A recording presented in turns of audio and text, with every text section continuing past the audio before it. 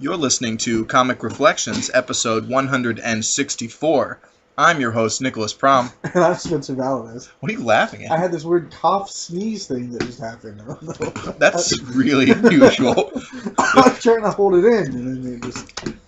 This is maybe one of our better intros, I'm telling you. Comic Reflections is brought to you by Rhymes with Geek. You can check out our show, plus many other cool podcasts like the all-new Anti-Fanboy, Feed It Comics, and the Two-Headed Nerd at rhymeswithgeek.com. Comic Reflections is also available on backissueheroes.com, the home of classic comics on the web. And if you enjoy our show, please subscribe to us on either iTunes or Stitcher. Do you hear how I just said plebe by accident instead of please? But you know what he's saying. And this is like clockwork. Yesterday, I recorded the 2 episodes with Jeff, right? First time, I'm like tripping over the intro. It's really bad. And by Monday, I got it down. Right. This is our weekly cycle. Yeah. So, anyway, today we are continuing our look at Showcase Presents Green Lantern Volume 2. This is part 2 of our look at this book. Yeah. And we're going to begin with Green Lantern number 21 from, which is the issue of June 1963. The lead story being The Man Who Mastered Magnetism, written by John Broome, penciled by Gil Kane, and inked by Joe Giella. Yep. It was. Indeed. Yeah. So this is a story that introduces Dr. Polaris. Yeah. And man, he has a terrible costume in this initial outing. Yeah. I can't wait till he gets his more Galactus-looking thing with the cool big tuning fork and just the armored-looking suit. It's just rad. Yeah. So, but anyway, his story is really interesting. Yeah. So we kind of start off. It's a flash forward, and Green Lantern is probing the mind of this of Dr. Polaris. Yeah, Dr. Polaris in a hospital bed. You don't know, they're asking him all these questions about who he is, where he came from, and then we start to get backstory on him. Yes. And to me, personally, it sounded like he was a bit of a snake oil salesman with his magnets. Yeah, and it's kind of made me think of Uri Geller. The guy who bent forks with his mind. Oh, that right, guy. yeah. And it's so funny, in the 70s, there's actually an issue of Daredevil where Daredevil and Uri Geller team up. Really? Yes, really. Cool. So someday we'll read that on the show. Yeah. But anyway. So he, I don't remember, was he an actual professor? I don't think he was. I think he just goofed off with magnets a lot. He was a real scientist. Was he really? Okay. But yeah, people thought he was weird because he spent he was obsessed with magnetism. Right. Yeah. So he found out that if you have a magnetic force around your bed going a certain way, you'll wake up more energized and all this stuff. And there's people who wear magnets around their wrists who really believe that this is a thing. Mm-hmm. Maybe. But it's like, or the people who take the silver nitrate, or you know what I'm talking about? The guy you've seen the guy who like turned blue like a Smurf. He's dead now. Oh, really? Yeah. But yeah, people do that. I saw one of those guys. Mm-hmm. I was like, oh my gosh, it's one of them. I can't remember if it's silver. Right. Yeah. Anyway. But I mean, you probably shouldn't be ingesting metal. Yeah, a little bit of that, but I mean, you can have too much vitamin C. Right. Yeah. Totally. Yeah. And so he kind of takes his knowledge and his... Sorry, Dr. Polaris. Yeah. Takes his knowledge and his gadgets kind of on the road, traveling around city to city. He becomes a celebrity. Yeah. Because people are, kind of being healed in a little way. Yeah. And they're, feeling better about, life and, all that stuff. So, the way he's regarded by regular folks reminds me of how Doc Savage, the pulp hero, is regarded kind of as a celebrity adventurer. I mean, obviously, Dr. Polaris isn't an adventurer, but, I was just reading, a Doc Savage thing, and that just kind of connected with that. So. Right, yeah. And so he's supposed to be on TV, but at the same time he's supposed to be on TV, a bank robbery goes down. What? And this man in a pretty ridiculous costume. Yeah. Stripy underwear. Magnet on his chest. Yeah. Oh boy. He pulls guns out of the guard's hands. With magnetism. With magnetism. Gee, I wonder who it could be. Right. Yeah. And so Hal Jordan is he's actually I think he's in the crowd, and he hears this stuff going on, and like jumps into action, and Green Lantern kind of takes off. Mm-hmm. Sorry, I just read something that popped in my head. Okay. So he's heard about this in the papers as well, and he kind of figures it out through Dr. Polaris, and so he goes to his house. Yeah. And he catches Dr. Polaris coming out in his costume, like out the front door, in his costume, and he pulls his like magnet gun on him, and Green Lantern just knocks him out, like cold. Really, like not much of a fight at all. Real. Yeah. Okay. And so he was a little worried that he just had he got hurt. Yeah. But he's knocked out, and they take him to the hospital, and they remove the mask, and all the other doctors are just astonished that it's Dr. Polaris. It's Dr. Polaris. You got to figure out, Green Lantern, what's going on here. Yeah. And so they ask him to,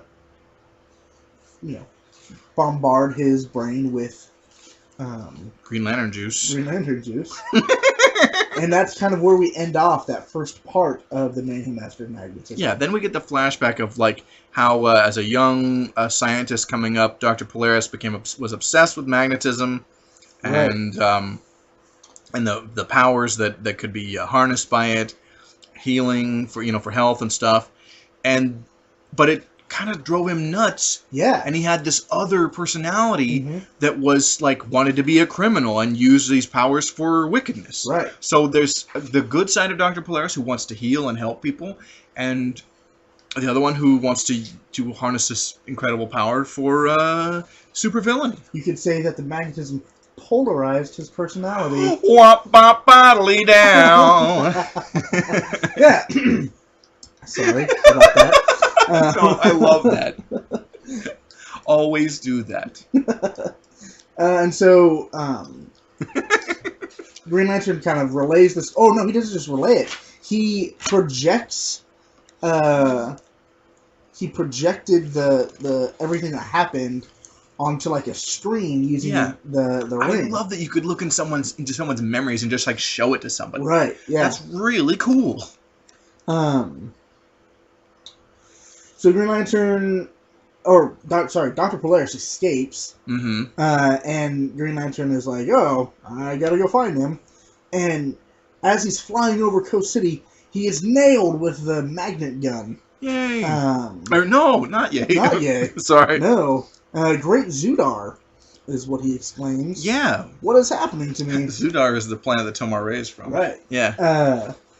And so, out of nowhere, Green Lantern is completely magnetized, and all this, like, these metal, these I-beams, these hammers, nuts, bolts, wrenches. Yeah.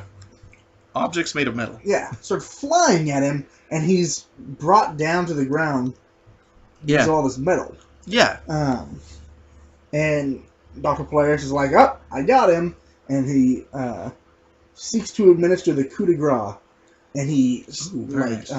Sorry, that's no, I know that's good.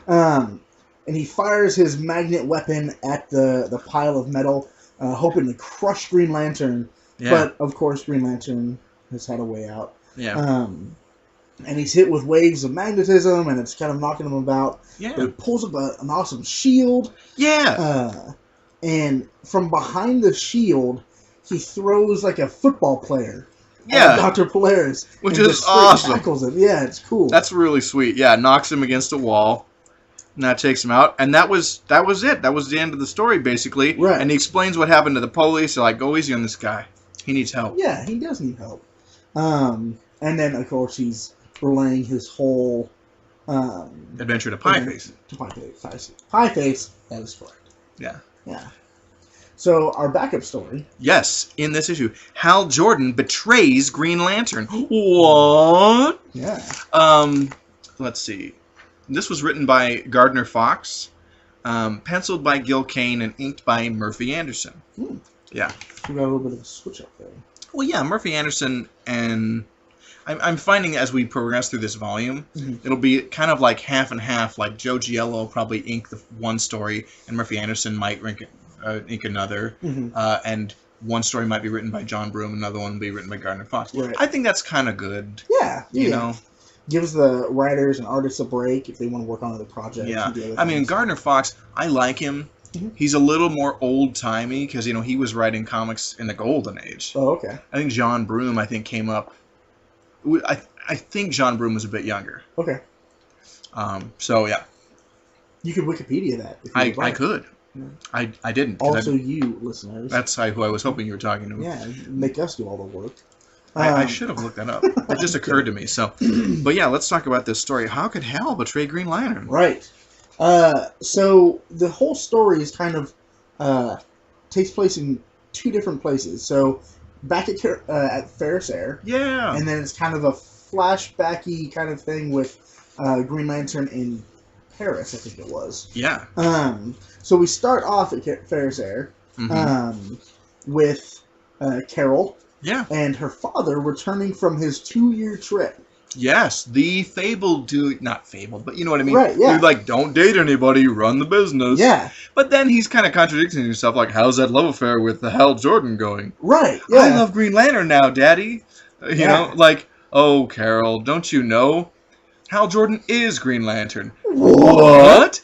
And then he's going to relay the story of how he knows for sure. Right. And this is great. So that's the betrayal. Hal must have slipped up somewhere. Absolutely. Yeah. So, we kind of leave off Carol and her father. Yeah, I'll tell you all about it. And then we switch over to Green Lantern. And this is where the kind of story picks up. Yeah. He is, he's powering up his ring using the power battery. Yeah. Is that what we call it now? Is that what it's called? The battery of power? The power battery? Power battery? Yeah, I guess. Yeah. Why? What do you call I it? just couldn't remember if in the story we call it the power battery. Or in the comic books yet. I guess, yeah. Okay. I just couldn't remember if we, it's true. Sorry. Let's just skip this, because I don't really know what I'm saying. Okay. Yeah, you lost me. Yeah, so, Hal is telling Pieface how he, gave up his secret identity. Yeah. And so it starts off with, Carl Ferris's father. Oh, yeah, I was like... and he wants to buy this... You mean his name isn't just Carol's dad? Right, yeah. Yeah, okay. I couldn't find it earlier. Really? And so I was saying her father. I didn't know it. Kind of in the crack of the book, it says Carl Ferris. Oh, okay. So yeah, I found it. Very nice. Good job. He wants to buy this Rembrandt. Yeah. It's covered by another painting, but he's tracked this Rembrandt down. And No, Renoir. Oh, sorry. But it's the trick is he realizes or he thinks that under the Renoir is a Rembrandt. Right, yeah, that's what it is, yeah. Which, and so he's grabbing this painting and he's like, you know what? I want it. I need to go get my checkbook. Right. And so on the back corner of the frame, he puts his fingernail print in so he'll recognize it so nobody will pull a switcheroo or something. Right, yeah. Which is exactly what happens. Yeah. He comes back to pay for the painting. Notices the mark is gone. He says, I changed my mind. You know what? Yeah, he changes his mind. Yeah. And that's when the criminals pick up on he's figured us out. Yeah. And they jump up and they grab him. Oh, man. Because art forgery, that's a real, yeah, it's huge. You still see that on, a trope of television shows. Right, yeah. That was on an episode of Hawaii Five-0. I was visiting my folks and they were watching. I was like, really? Art forgeries? You know? What is this, a Green Lantern comic? Right. Like I said, these guys are French, and so they're automatically bad. They probably smell, too. Yeah, totally. Okay. And so the reason Hal is in Paris is because he's flying the plane to go pick up Carl and bring him back to the States. So he lands, and Carl's wife, I don't know if we ever get her real name. We'll just call her Mrs. Miss Ferris. Yeah, that's all they say is Miss Ferris. She's Mrs. Carl Ferris. Right, that's her name. True. Think of the time. He finds her, and she's in a panic, so they call Interpol, and because Green Lantern is a international kind of do-gooder, he has no jurisdiction anywhere, really. Right. And he has no real legal status. You know, the Guardians gave him the authority. Right. So, anyway. Yeah. He's friends with folks in Interpol who are friends with the police just to care. And it's they tell him that this is kind of a crime syndicate that's been pulling these fakes for a while now. Yeah. And so, as Hal, he decides he's going to go and buy a painting, quote unquote, so he can catch these guys. Yeah. And while he's in another room, he turns into Green Lantern, checks the clock, makes sure he has enough time. Yeah. But out of nowhere, he's grabbed and pulled away through like the wall. It's crazy. By like a giant hand. Yeah. Weird. But we find out that he did this to himself. He made like a timer to to go off or something. It was like he tells the ring to do weird things sometimes. Yeah. So, so this I didn't quite get. Yeah. But by doing this, he finds Carl Ferris. Yay! And that's right. He's got to rescue Mr. Ferris also. Right. Forgot about that part. The bad guys throw a fog bomb, but it's yellow fog. Crap! Of course. And due to a necessary impurity in the ring. Oh, that he cannot affect anything than the color yellow. Right, I forgot about that. But so instead, he uses his brain and creates a fan with his ring and blows the fog away. But that's affecting something that's yellow. Well, he's affecting the air. Oh, okay. Which is not yellow. Okay. And he gets past the fog and he goes after the guys, and he like seals them in these like. Oh no, he seals Carl Ferris in these in a giant bell jar. Yeah. But then he causes, because they're down in like the sewers, he causes like the sewer, like the water to rise and like wash these guys away, and he picks them up in a net like some fish. Carl Ferris pays $50,000 for the painting. The real painting. And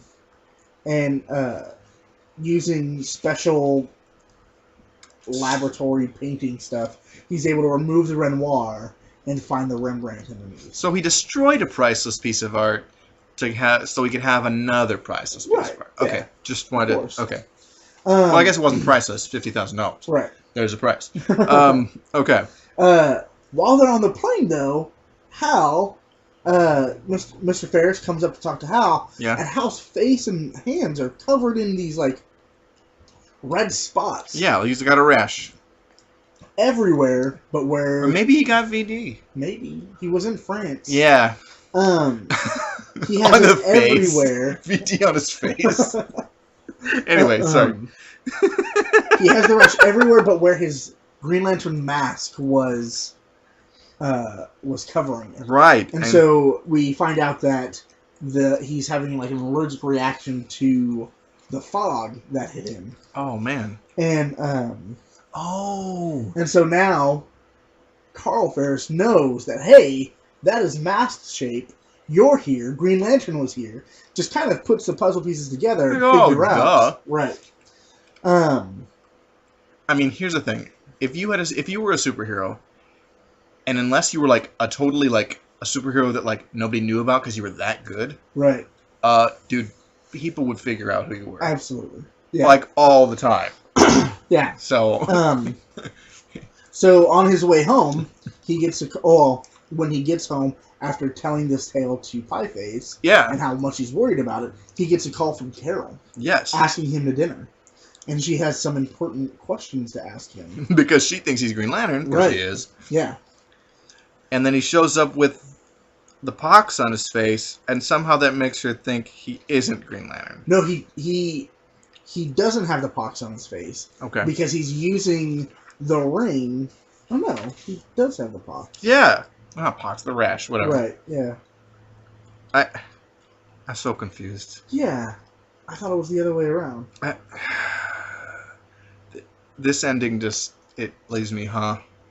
Here's the explanation. Okay. The explanation he uses is the day he had, when he picked up Carl, he had crepe Suzette in France. Oh, okay. At dinner that night, he also had crepe Suzette, which is causing him to break out. Okay. All over his face, except kind of around his eyes. Right. And so he explains it, oh, what are you guys talking about? He's a crazy old man. Oh. Obviously, dementia is affecting him. Wow. Let me just throw the old guy under the bus. So he was making it look like a rash with the ring, right? Right, yeah. Okay. Yeah. Oh my gosh. That's so bad. I know. Respect your elders, yo. Yeah. Okay. So let's talk about Green Lantern number 22. I guess. You guess. This is the July of 1963 issue, and the lead story is called Master of the Power Ring. It was written by Gardner Fox, penciled by Gil Kane, and inked by Joe Giella. Yeah, it was. And it's the return of Hector Hammond. It is the return of Hector Hammond. Although he's had another appearance in between in an issue of the Justice League. Yeah. It's mentioned in this, and he teamed up with the Angleman and the Pied Piper and several other characters I think actually the don't know. Tattooed Man, didn't it say No. that as well? No? Tattooed Man hasn't appeared yet. Oh, okay, fine. He's in like one of the issues we'll talk about today, though. He is in one of the... Oh, Mr. Memory, Pied Piper, Angleman, Sea Thief, and Dr. Davis. Sea Thief. How much you want to bet that's an Aquaman villain? Nah, probably. Yeah, but but him and the other three villains, other than Angleman and Pied Piper, I'm unfamiliar with them. Right, yeah. I was like, okay, but I always like villain team ups. They're fun. Yeah, totally. Yeah. So we start off with Carol, who is extremely excited because she's going to spend the next few hours hanging out with Green Lantern. Yeah. Doing charity work. And she is the chairwoman, and he is the chairman of Consolidated Charities. Consolidated Charities. And she thinks they're going to spend a few hours together. It's going to be like they're engaged. Man. Because she is a crazy person. Crazy Carol. Maybe she's just in love. Yeah. It's kind of love. Kind of obsession. I'm going to make a quote. I'm going to quote one of my favorite movies. Okay. Love makes you crazy. Hate makes you impotent. Maybe somewhere in between we can survive. Oh. Do you know what movie that's from? I don't know. It's from Throw Mama from the Train. Oh. Billy Crystal and Danny DeVito. Ellen! Yeah. Ellen! Yeah, the mom from the Goonies. Yeah. Yeah. Anyway, Anne Ramsey. Yeah. Anyway, we should really just talk about Green Lantern. We probably should. But Carol is crazy. Yeah. And so as soon as she gets there, yeah, Green Lantern's like, "Hey, there's a dust storm in a desert, and it's gonna." That's what the desert's like. I gotta get out of here. I gotta go stop this thing. And so he's flying across. I was looking to spending time with Carol, but I wish it'd be myself. Whatever. So this, you know what? He let Pieface know his secret identity. Why not his girlfriend? I don't get that. Yeah. Anyway. Yeah. So they're in the. That would solve all his problems if he just told Carol he was Green Lantern. Yeah, but then there's always that. Oh, there's the whole danger thing. Yeah, but she gets into that danger anyway. That's true. So yeah. Yeah. Because he's Green Lantern and he works for her, and villains are always coming around. Yeah. You know? She could explain. Or looking for Green Lantern. Yeah. So, I don't know. Yeah. Above the whipping sands of the mighty Kalahari, Is that a real place? I don't know. I mean, it sounds like a real place. Okay. Wikipedia it. Okay. You can do that. Don't make us do all the work. Are you talking to listeners again? Yeah, so. Okay. Hal Jordan, Green Lantern, is above thank you for clearing that up. the sandstorm thing with a giant vacuum. Yeah. He's vacuuming up the sandstorm. But underneath the sandstorm is this crazy meteorite. Mm-hmm. And so he scoops it up and he takes it to the Science Institute in Coast City. Mm-hmm. He meets up with Carol a little later for dinner. Mm-hmm. And they're having a nice conversation.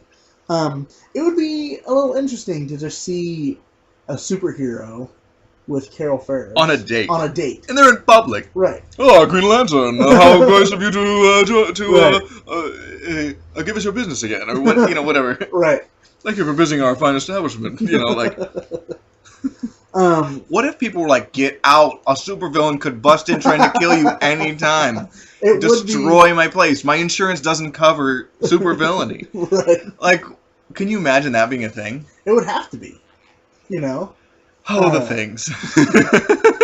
Grodd's kicking up buildings again. We gotta... Grodd. I love Gorilla Grodd. Anyways, they're having dinner, and of course Carol is mooning over him and notices the moon, and it's wobbling in space, wobbling a little like bit. the super globetrotters are up there causing things. Yeah. Globetrotters. And so we have this embrace of Green Lantern and Carol. He's like, "I'm sorry, baby. I gotta get out of here." Like, I understand. These are paraphrases, by the way. Right. I'll try not to mind too much. He is saving the world. Yeah. Maybe you could give him a pass. Yeah, I think she is. Kind of. She says, I don't mind his going, not really, but I do wish, sigh, that he wasn't quite so busy. Really? Saving you? Come right. on, Carol. She's nuts. Anyway, so he saves the world. He stops the moon from wobbling. With his giant hand thing. It's pretty cool.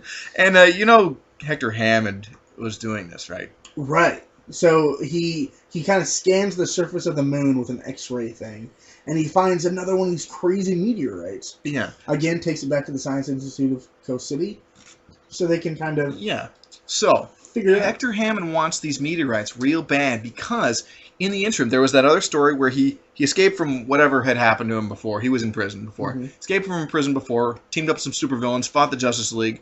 And then, in the course of that, he became paralyzed. Even though he's got the super brain, he's immortal now. Right. But he can't move. Right. So it's all telekinesis, but he's like, I want to be able to move around again. Mm-hmm. So he needs these meteorites to draw power from them to maybe move. Yeah. So we have kind of that explanation, but in monologue form.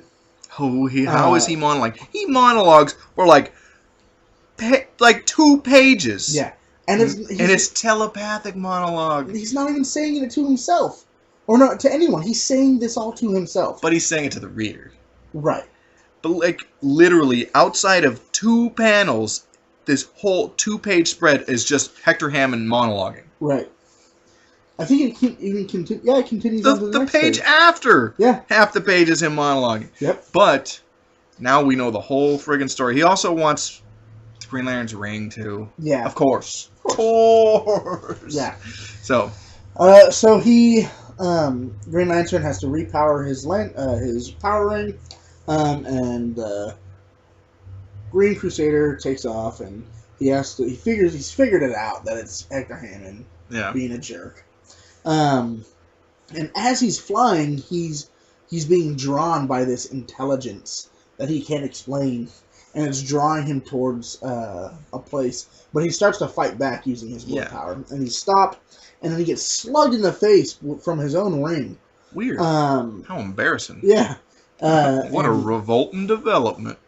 Hector Hammond has taken control of Green Lantern and his ring, and has brought him to his lab. His lair of supervillainy. Yeah. And he makes 3 demands. First, that Green Lantern cannot move a muscle.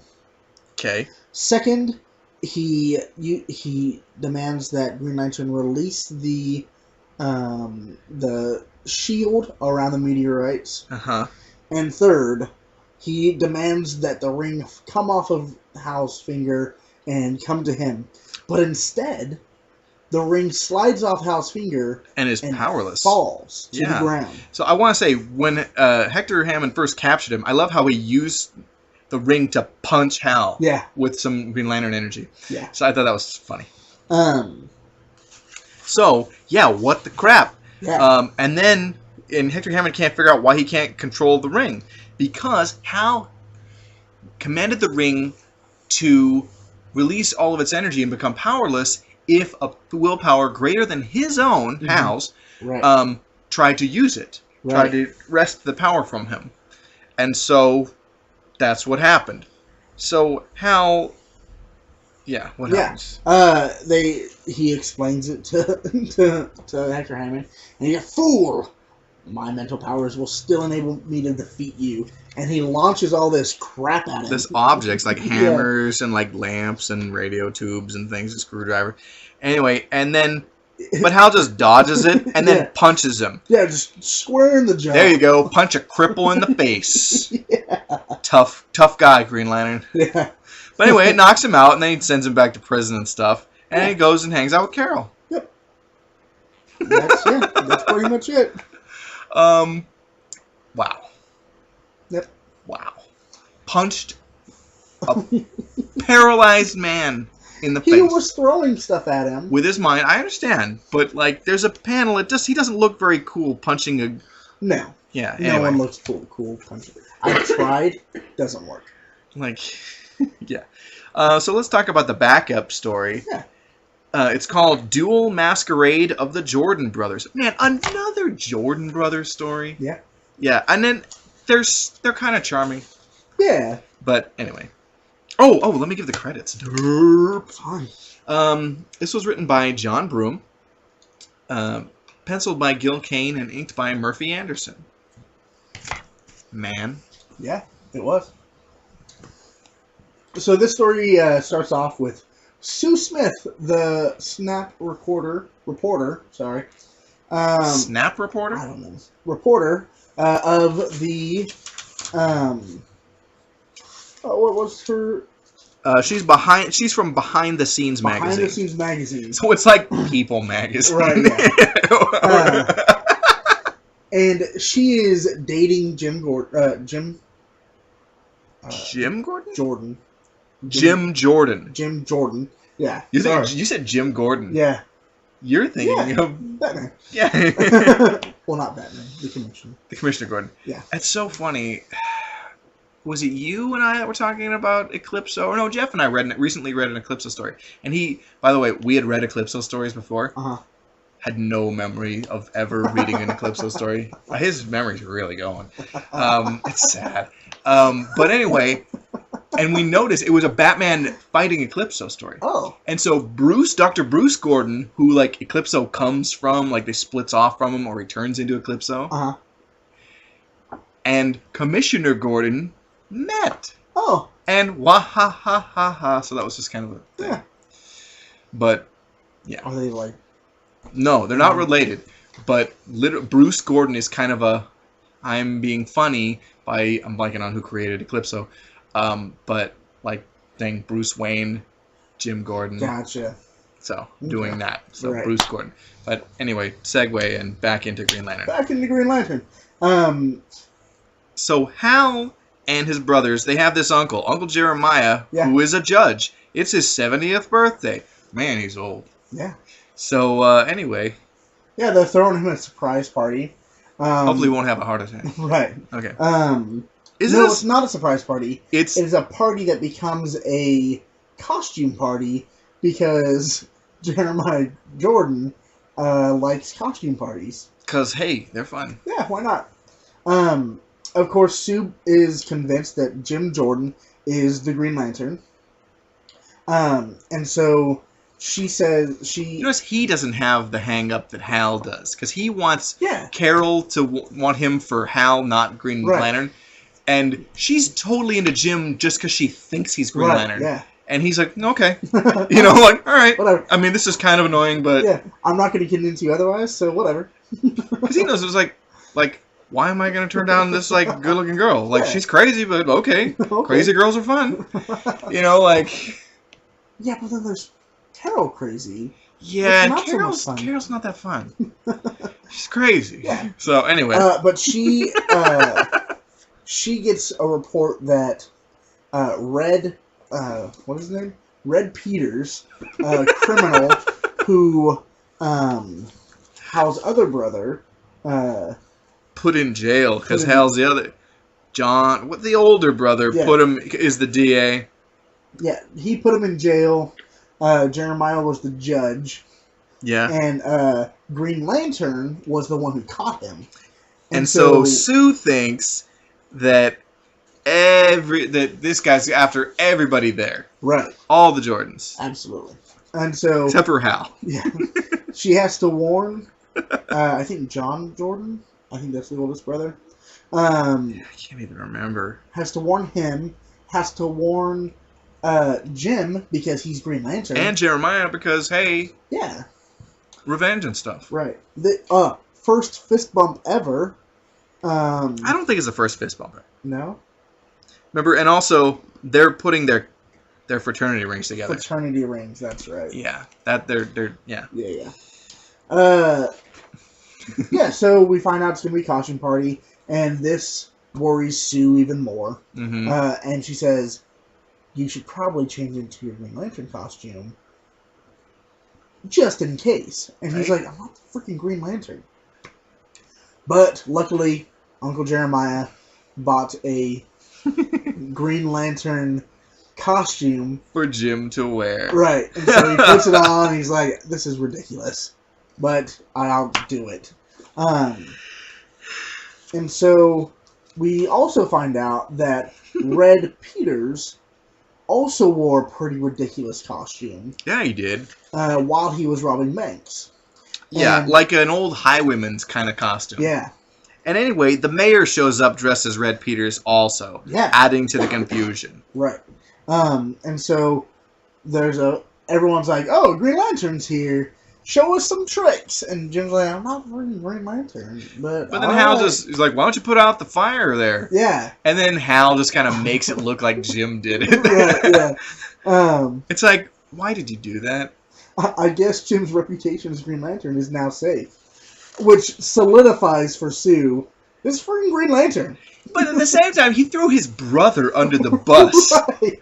His kid brother. Yeah. So Red Peters shows up, but Jim Jordan doesn't know that the mayor is coming dressed as Red Peters. So he confronts Red Peters. Yeah. And he also thinks that he has Green Lantern power somehow. Yeah, because... And so they punch each other out. Yeah. And so Jim and the mayor are knocked out. Hal unmasks... Oh, that was the mayor, not Red Peters. Yeah. So Red Peters is in, like, the study holding Jeremiah and Jim... excuse me, Jack or John or whatever. Jack. It's Jack. Jack. At, flintlock point. Yeah, an old-timey gun. Yeah. When they're lapping it up, they think it's the mayor just having a big old... And he's making all these threats, and they're like, whatever. You're hilarious. So Hal flies in the nick of time and knocks the gun out of the way just as Red Peters fires, who's going to shoot old Uncle Jeremiah. Mm-hmm. And then Green Lantern beats him up. Yeah. He pulls a rug from under his feet, punches him in the face. It's pretty rad. And it's so funny, the mask Red Peters wears... basically looks like his real face. Yeah, it does. Which is weird. Yeah, but, I mean, we find out that he was just there to take out Jack and Jeremiah. Word.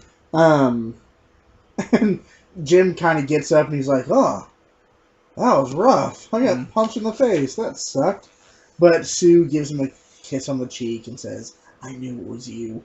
Aww. He says, whoa, that kind of treatment could make it heal faster. Right. Yeah. So, that story is pretty fun. Yeah. I did have fun reading it. But let's talk about the next issue. Okay. Green Lantern number 23. Uh-huh. And the lead story is called Threat of the Tattooed Man. It is called this issue is the September 1963 issue. And anyway, this lead story was written by Gardner Fox, penciled by Gil Kane, and inked by Frank Giacoia and Joe Giella. So Oh. they split that up. Yeah. So this the first story is the threat of the tattooed man. I think I just said that. Oh, did you? Yeah. Oh, I'm sorry. I said all that. But we start off, and Green Lantern is getting his portrait painted By this pretty gal artist. Yeah, her name was Lee Kerr. Yeah, and she's just a friend of Green Lantern's. A good artist, and so he had her paint a portrait of him. Carol shows up at the museum. Oh, sorry. And she wants to buy it because she's obsessed with Green Lantern. Right. And Lee, the artist, she says, "Well, it's a commission. I can't sell it to you." Right. And what I found, the text bubble.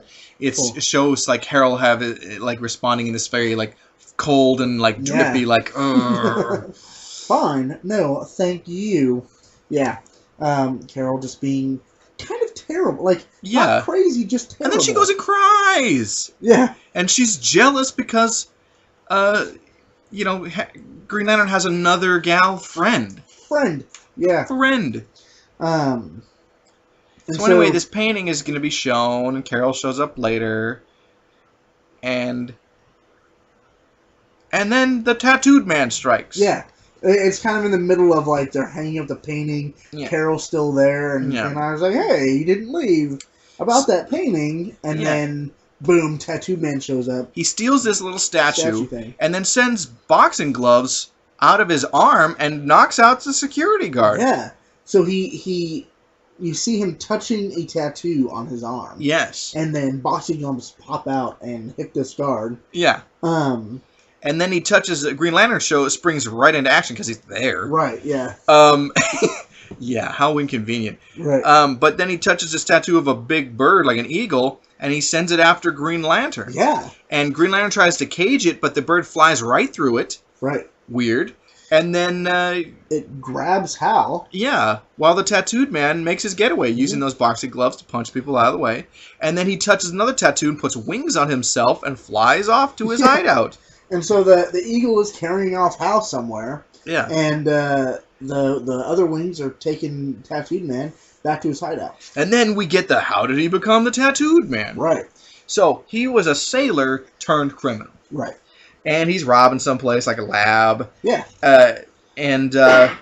Anyway, spills some. The watchman catches him and he spills some liquid. Okay, and he notices some of the liquid forms the shape of looks like a bomb. Mm-hmm.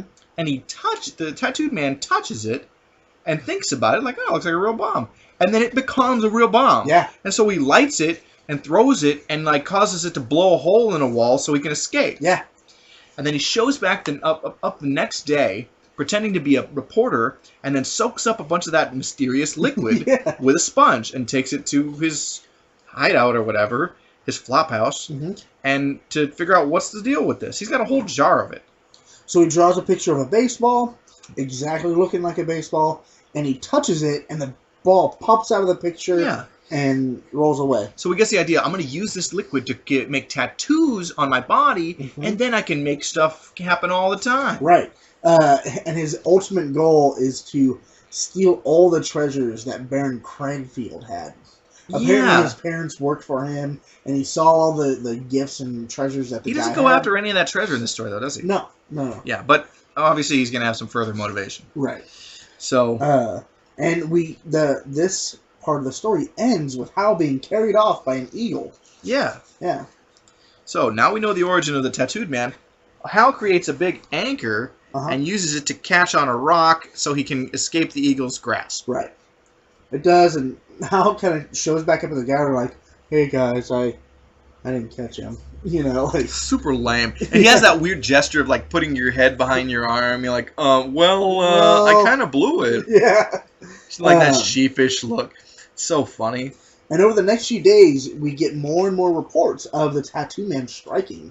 Yeah. And because he has this kind of pattern of Baron Cranfield's treasures, Hal figures out, hey... Oh, so the idol was part of his treasure. He is stealing Cranfield's treasure. Okay. he figures it out, and he finds the next few items. Yeah. And he tags them with his ring. So that if the tattooed man tries to steal them, he'll get signaled and he can rush to the scene. Right. Classic. Yeah. So that happens. And the tattooed man, when Hal shows up, sends a little jet fighter out to attack Green Lantern. And then shoots a flaming pinwheel. Yeah. But one thing that he noticed, and then Bolo gets launched out of the window and at him. And he's dodging all these things, and he's like, I have to go on the offense. What he realizes is when he touches one, everything else stops. Well, right. The tattooed man can only control one of them at a time. Right, yeah. And this is tricky, though, because Hal's like, my ring won't affect these things. How am I going to fight him indirectly? Right. So he creates a big flashing light bulb. The tattooed man does. Oh, that's right. Yeah. And he thinks he's blinded Hal, or Green Lantern. Which he doesn't. No. But he tries to send all of his things at him at once. And it doesn't work. And then so Hal just sends a big Green Lantern fist and knocks him out. Right. And then Green Lantern, or the tattooed man, touches his arm and makes his tattoos kind of disappear. Yeah. So I don't know why it matters. Yeah. But anyway, then tattooed man is arrested by the cops, and he says, "How did you escape the light bulb?" Yeah. And Hal's like, "I made my mask cover my face, my eyes, so it didn't blind me." Right. And then we go back to the museum, and Hal reveals that the painting of Green Lantern was a gift for Carol. Right. He commissioned it, and then so she has to eat a little crow, and she loves the painting, and yay. Right. Yeah. Because she's crazy. Yeah. Crazy Carol. Yep. So the backup story in this issue is called The Green Lantern Disasters. Yeah. And this was written by Gardner Fox, penciled by Gil Kane, and inked by Joe Giella. Yeah. So Hal is powering up his ring. Yeah. And as he's doing that, he gets a little faint, and he realizes, oh, the Guardians are calling me, and his energy thing gets sent. Yeah, and they're telling him all this stuff. Why? Just in the span of time it takes him to charge up the ring and do the oath. His friend Zax, the Grasshopper Green Lantern from the planet Zeos, I think that's how you say it. Yeah. Is in trouble, and go help him. Yeah. And I'm gonna be honest, I read through this and I was a little confused about what was kind of going on with the whole. He gets to. He had a couple missions. Right. He goes and he reheats the sun of a system that was going to die out. Its sun was dying out. Right. Yeah, you can restart a sun. In there's the story. After Hal became Parallax and then kind of redeemed himself, there was that story where he reignited Earth's sun. Yep. Yeah. And then then he became the Spectre after that. Because he died doing it or something. Yeah, something like that. And then after he became the Spectre, then he got to be alive again. Anyway, that was weird. But anyway. Cool story. You should read it. Yeah, I have read that one. That was good. Yeah. That's the same time Kyle Reiner became that other dude. Became Ion. Yeah. And he was almost godlike. He was pretty crazy how much because he didn't need a power battery. It was internal. Yeah. So weird. But anyway, that's what I do. Take a lame character and make him overly powerful. Yeah. Anyway, but so Hal goes and helps that planet. Yay. Yeah. But kind of on his way back, he has to stop at Zeos. Yeah. Yeah. Let's just call it that. And as soon as he gets there, there's a giant fireball in the sky, like a nuclear explosion. Man. And he's like, I gotta save these guys. And so it jumps down to Zax and Zorks. It's the Zorks. And they're these wasp men. Yeah. And this is where I got a little confused. Okay. So the wasps are trying to control the sugar of the planet. Yeah. Because whoever controls the sugar controls the planet because they're insects. Just remember in Superman 3 when Robert Vaughn wanted to control the world's supply of coffee, and that was his big plan. Right. Yeah. Same thing, only sugar. Right. And the giant wasps. Right. Okay. And it's really simple. It's what they use for water and like kind of all that stuff. Okay. But what Zax did was he wasn't able to use his power ring because on the sugar's yellow. Right. Or them, because they're wearing costumes made of yellow leaves. Yeah. And so it's kind of like a mutually assured destruction kind of thing, where we're at this impasse, and so we're just going to blow everything up, I think, is what was going on. And so Hal sees this, and he makes this giant slingshot and wraps it around this fireball, and he's about to launch it into space. And Zax is like, no! And he sends a pair of scissors up there, and he's trying to cut the rubber band on the slingshot. But then Green Lantern, Hal turns around and like uses a magnet to stop the scissors, and he's able to launch it out. And Zax like flies up, and he's like, dude, what are you doing? And then we get the explanation of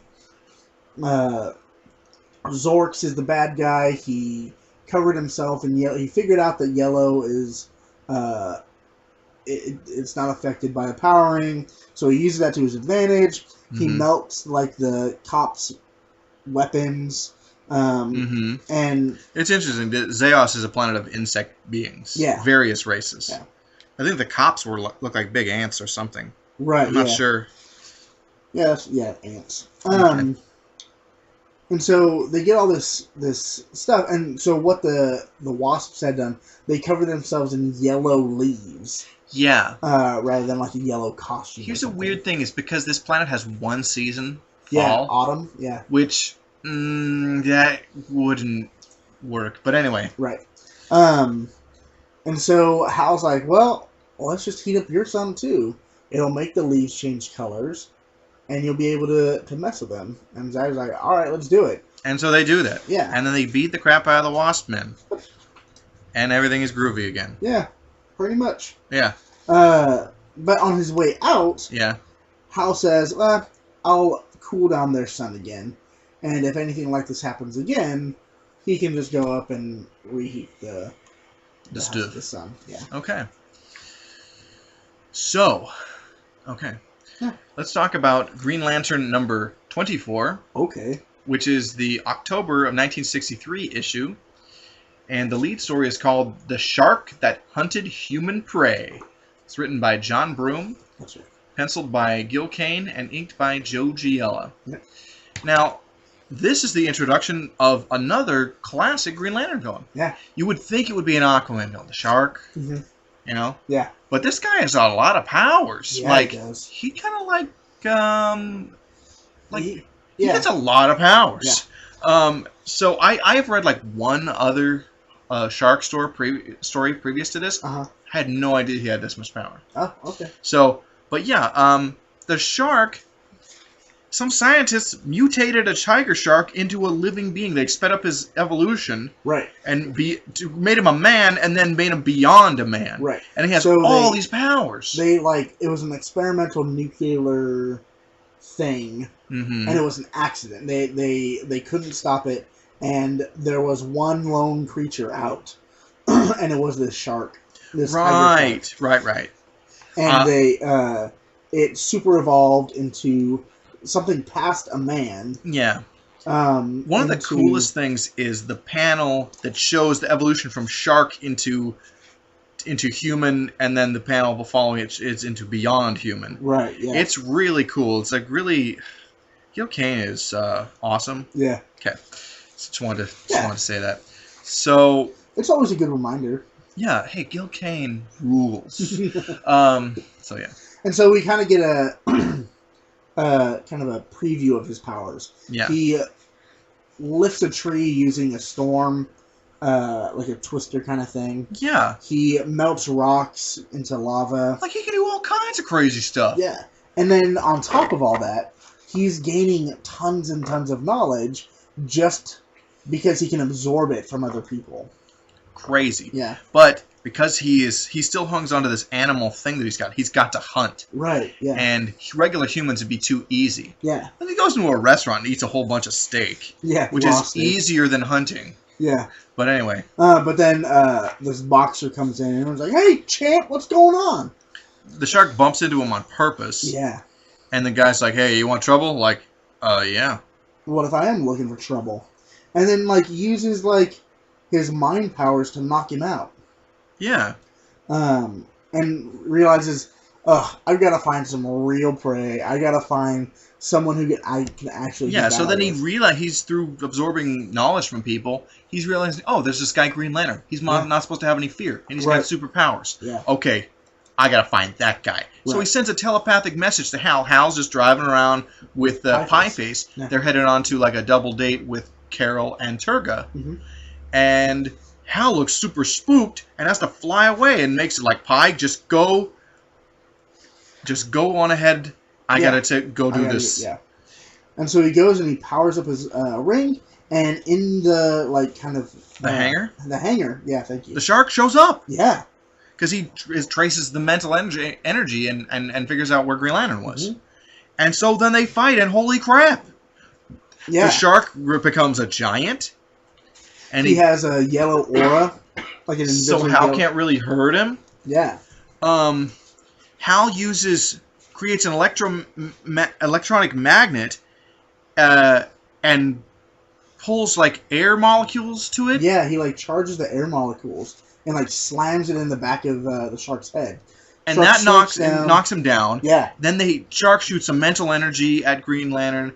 Hal blocks it with Green Lantern energy, but they're at a stalemate. Yeah. And the shark basically is gonna shows Hal that he's gonna put Coast City in a dome and seal it off, and we see all the people scared and stuff. Yeah. And so Hal, knowing he can't affect the shark, he creates another little kind of machine that refrigerates the room. Yeah. And he creates ice and then just hits him with it. Yeah. Big chunk of ice. He calls it an iceberg. Nails him in the face with it. Knocks him out, and apparently that yellow aura is created from, he's conscious and makes it. Right. So if he's unconscious, Hal can move the guy around. Yeah. And so he devolves him back into a regular tiger shark with the power of the ring. Yep.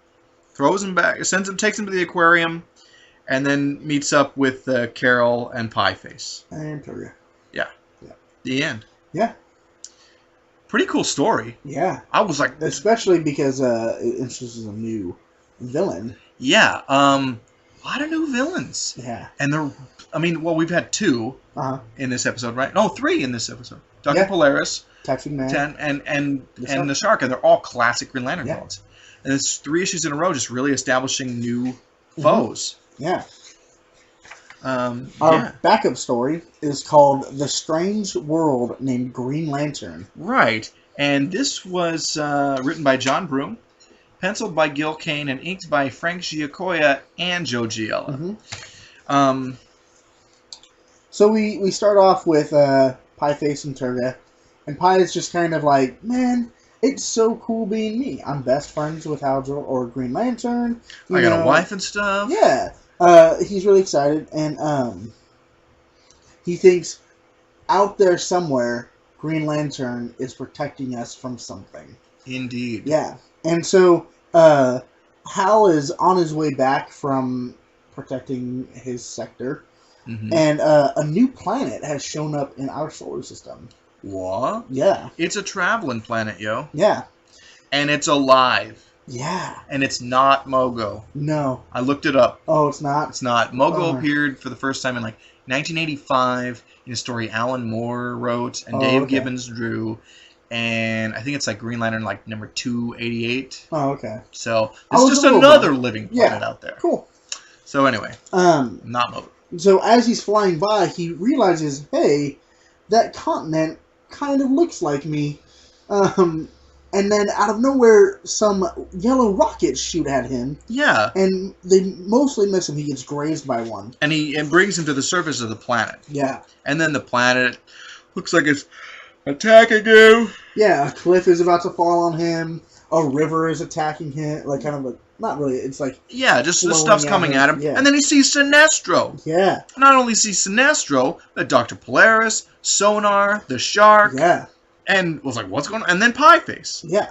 I think they turn into Pieface. And so he shines his light on Pieface, and as he does so, he kind of fades away. Right. Pieface does. And then the planet starts talking to him. Yeah. And explains what just happened. Yeah. Through the power ring beam. Yeah. Hey, I'm a lonely planet. I'm sentient. Yeah. You know, and I'm lonely. There's no one like me, you know? Right. And so I try to get your attention. I made myself look like you. I realized through telekinesis that you can't be affected by yellow. Yeah. So I said those. Or you can't affect things. Right, yeah. But anyway, none of those things were meant to hurt you. I was just trying to get your attention. Right. I want to name myself Green Lantern in your honor. Yeah. And I want to be friends. You want to be my friend? And it says, hey, I got this problem, though. There's, like, internal forces are causing weird things to happen to me. Yeah. And so Hal goes inside the planet and finds, like, this mass that's, you know, of upheaval, you know, that's happening. Yeah, it's like a fiery mass thing. Yeah. And so Hal is able to, like, use the ring to pull it out. Right. And create a moon. Yeah. That will revolve around this planet. And so now it's not lonely. Right. And then now Hal and this planet are friends. Yeah. And Hal promises to visit again someday. Yeah, and he gives the explanation to Pieface, and Pieface's like, "You're so rad." That's so weird, though. Yeah. So weird. But still pretty cool. Yeah. Yeah. That's it. That is it. Yeah. That's all we've got for this week. Next week we'll be reading Chapter 3 of The Walking Dead. We will be doing that. And 2 weeks from now we'll continue again with Green Lantern. Until then, stuff. Yeah.